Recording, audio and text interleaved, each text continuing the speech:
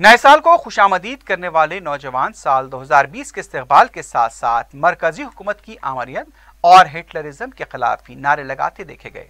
महदीपट्टनम, secretariat और चारमीनार के दामन में साल नौ को खुशामदीद करने के साथ साथ दस्तूर-ए-हिंद की रूह को नुकसान पहुंचाने वाले शरीयत तरमीमी बिल NRC और NPR के खिलाफ आवाम में वाज़ेह बरहमी देखी गई।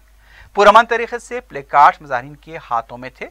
जिद्दोजहद के नारे लगाने वाले नौजवानों पर पुलिस की गैर जरूरी सख्ती देखी गई। खासतौर पर चारमीनार से पुलिस ने कई नौजवानों को हिरासत में लिया और उनके साथ ताकत के इस्तेमाल की भी इत्तला मिली है। सुबह के अवलीन सातों में गिरफ्तार शुदा नौजवानों को रिहा किया गया।